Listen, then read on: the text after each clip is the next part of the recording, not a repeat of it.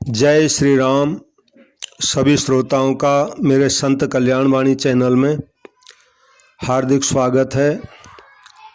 आज मैं पूज्य सेठ जी श्री जय दयाल जी गोविंदका जी महाराज जी के उपदेशों का एक ग्रंथ है तत्व चिंतामणि। तो इस तत्व चिंतामणि में उन्होंने कल्याणकारी उपदेश जो दिए थे वो इसमें संकलित हैं। तो इनमें से एक उपदेश है उनका प्रवचन है, उनका एक प्रवचन है कल्याण प्राप्ति के उपाय। तो कल्याण प्राप्ति के उपाय के संबंध में पूज्य सेठ जी ने जो भी उपाय बताए हैं उनको मैं आपके आगे रख रहा हूँ। पूज्य सेठ जी के श्री चरणों में मेरा सत सत प्रणाम।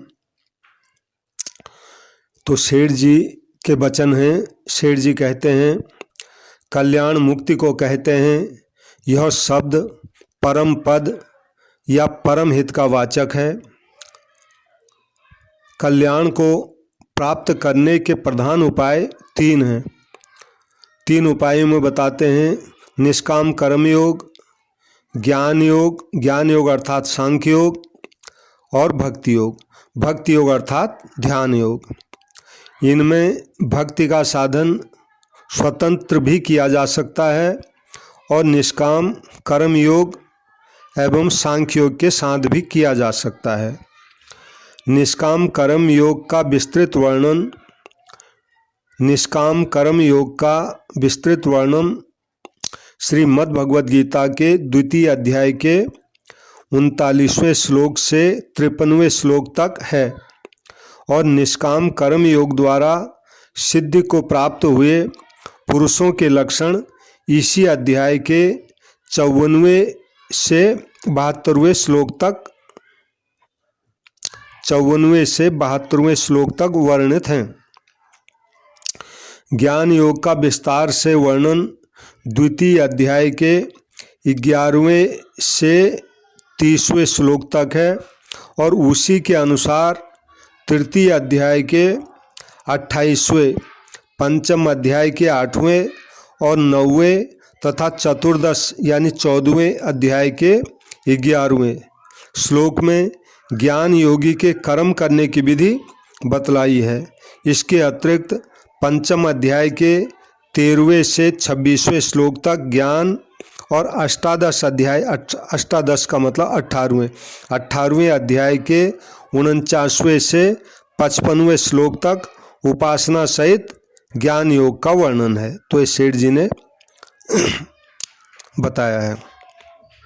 आगे बताते हैं पंचम अध्याय के 27वें से 29वें, षष्ठ यानी छठे अध्याय के 11वें से 32वें, अष्टम यानी 8वें अध्याय के 5वें से 22वें और नवम अध्याय के 30वें से 34वें और दशम अध्याय के 8वें से 12वें, एकादश यानी 11वें अध्याय के 35वें से 55वें और द्वादश यानी 12वें अध्याय के 2 से 8वें श्लोक तक ध्यान योग या भक्ति योग का वर्णन है।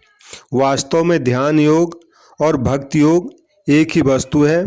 इसी प्रकार श्री गीता जी के अन्यान्य स्थलों में भी तीनों साधनों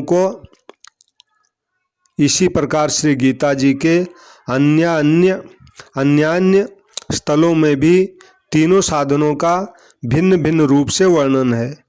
इन सब में वर्तमान समय के लिए कल्याण की प्राप्ति का सबसे सुगम और उत्तम उपाय भक्ति सहित निष्काम कर्म योग है। तो सेठ जी बताते हैं कि वर्तमान जो कलयुग चल रहा है घोर, इस समय के हिसाब से कल्याण की प्राप्ति का सबसे सुगम यानी सरल उपाय और उत्तम भी है, सरल भी है और सबसे उत्तम भी है तो भक्ति सहित निष्काम कर्म योग है। इसका बड़ा सुंदर उपदेश श्री गीता जी के अष्टादश का मतलब है 18वें अध्याय के निम्नलिखित 11 श्लोकों में है। तो यहाँ पर 11 श्लोकों का पाठ भी सेठ जी करते हैं। तो सेठ जी कहते हैं भगवान श्री कृष्ण महाराज कहते हैं सर्वकर्माण्यपि सदा कुर्वाणो मद्व्यपाश्रयः मत्प्रसादाद्वाप्नोति शाश्वतं पदमव्ययम्। चेतसा सर्वकर्माणि मयि सन्न्यस्य मत्परः बुद्धियोगमुपाश्रित्य मच्चित्तः सततं भव। मच्चित्तः सर्वदुर्गाणि मत्प्रसादात् तरिष्यसि। अथ चेत्त्वमहङ्कारान् न श्रोष्यसि विनक्ष्यसि। यदहङ्कारमाश्रित्य न योच्येति मन्यसे। मिथ्येष व्यवसायस्ते प्रकृतिस्त्वां नियोक्ष्यति। स्वभावजेन कौन्तेय निबद्धो स्वेन कर्मणा कर्तुं नेच्छसि यन्मोहात् करिष्यसि वशोऽपि तत्। ईश्वरः सर्वभूतानां हृदयेऽर्जुन तिष्ठति। भ्रामयन् सर्वभूतानि यन्त्रारूढानि मायया। तमेव शरणं गच्छ सर्वभावेन भारत। तत्प्रसादात् परां शान्तिं स्थानं प्राप्स्यसि शाश्वतम्। इति ते ज्ञानमाख्यातं गुह्याद् गुह्यतरं मया। विमृशेत दशेषेण यथेच्छसि तथा कुरु। सर्वगुह्यतमं भूयः शृणु मे परमं वचः। इष्टोऽसि मे दृढमिति ततो वक्ष्यामि ते हितम्। मन्मना भव मद्भक्तो मद्याजी मां नमस्कुरु। मामैव वैश्य सत्यं ते प्रतिजाने प्रियोऽसि मे। सर्वधर्मान् परित्यज्य मामेकं शरणं व्रज। अहं त्वा सर्वपापेभ्यो मोक्षयिष्यामि मा शुचः। अहं त्वा सर्वपापेभ्यो मोक्षयिष्यामि मा शुचः।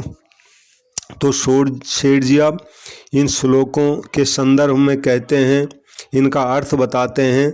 क्रमशः कहते हैं, अर्जुन मेरे परायण हुआ निष्काम कर्मयोगी तो संपूर्ण कर्मों को सदा करता हुआ भी मेरी कृपा से सनातन अविनाशी परम पद को प्राप्त हो जाता है, यानी भगवान को प्राप्त हो जाता है।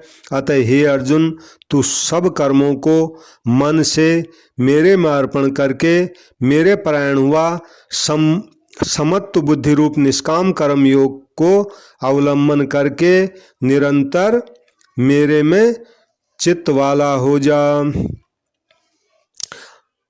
इस प्रकार तू मेरे में निरंतर मन वाला हुआ मेरी कृपा से जन्म मृत्यु आदि संकटों से अनायास ही तर जाएगा।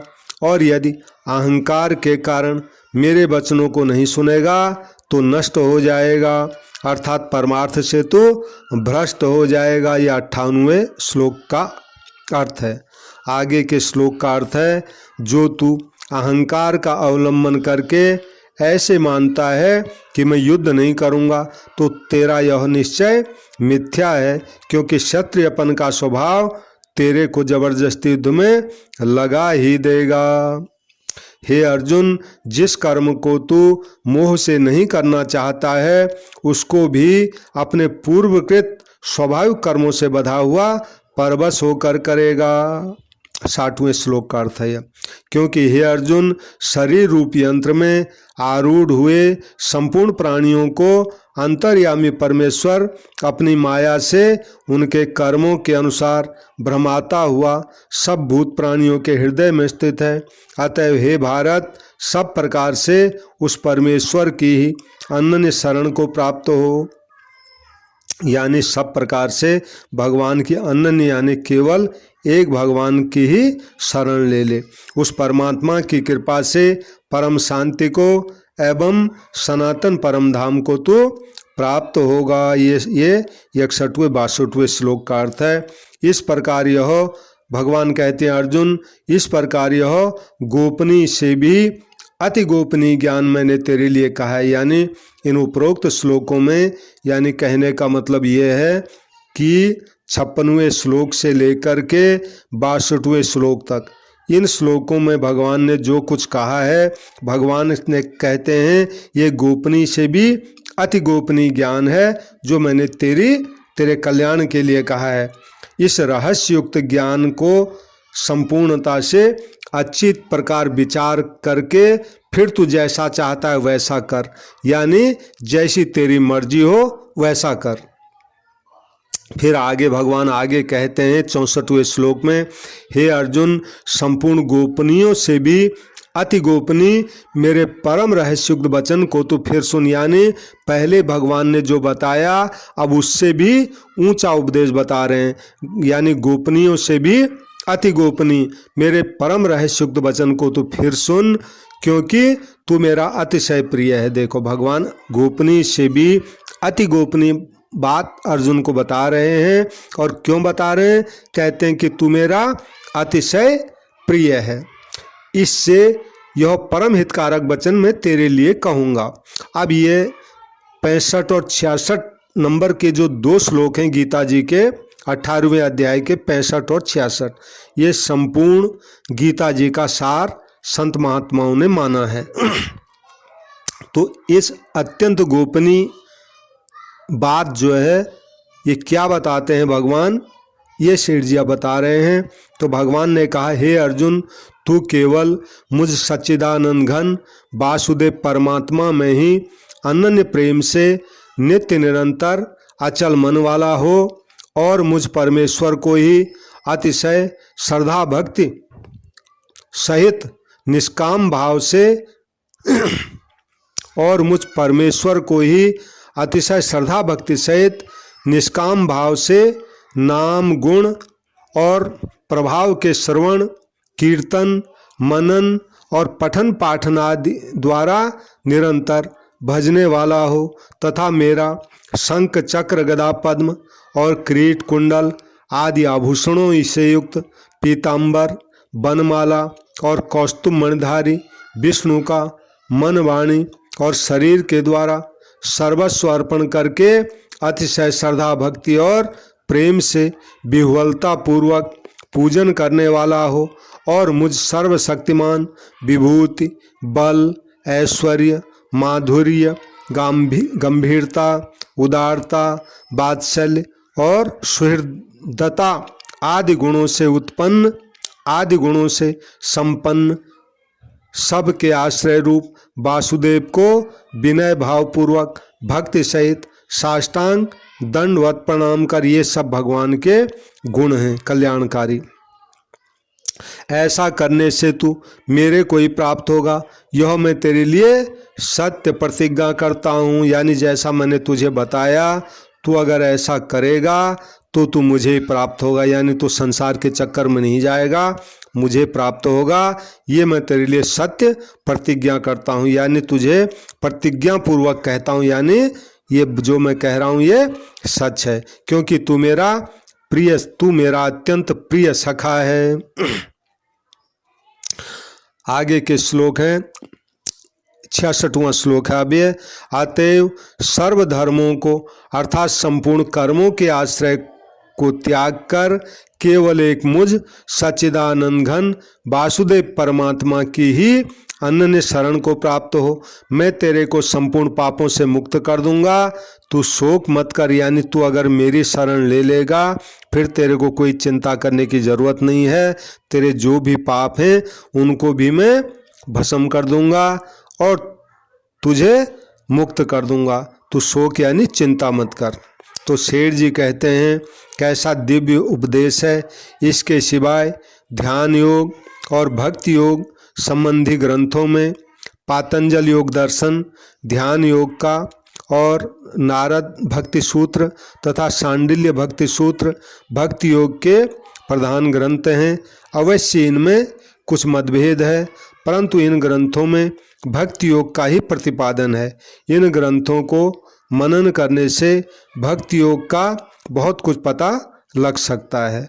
बहुत विस्तार से नहीं लिखकर मैंने श्री गीता जी के कुछ श्लोकों को उद्धृत कर तथा कुछ की केवल संख्या ही बतलाकर पाठकों से संकेत मात्र किया है। यदि कोई सज्जन इन श्लोकों के अर्थ का मनन करे और उसके अनुसार चलना आरंभ कर दे तो मेरी सम्मति में उसको परम कल्याण मोक्ष की प्राप्ति बहुत ही सुगमता से हो सकती है। यानी सेठ जी अपनी तरफ से भी गारंटी दे रहे हैं कि इन श्लोकों को समझ करके इनके अनुसार अगर कोई चलेंगे तो उनका कल्याण हो जाएगा। जय श्री राम। तो ये पूज्य सेठ जी का कल्याणकारी उपदेश है।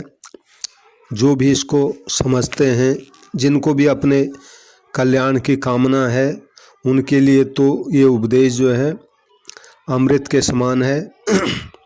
तो वो इनके अनुसार अपना आचरण करके कल्याण के पात्र बन सकते हैं। जय श्री राम। सभी श्रोताओं से मेरी प्रार्थना है, जो भी इन कल्याणकारी बातों को सुन रहे हैं, कृपया मेरा ये संत कल्याणवाणी चैनल है, इसको सब्सक्राइब करें। संत महात्माओं की ये कल्याणकारी बातें हैं, इनको लाइक करें, शेयर तो ज़रूर करें। और संत महात्माओं की जो भी कल्याणकारी बातें मुझसे हो सकेंगी मैं अपने इस चैनल पर अवश्य रखूँगा। सबको मेरा प्रणाम, सबको राम राम। जय श्री राम, जय श्री राम।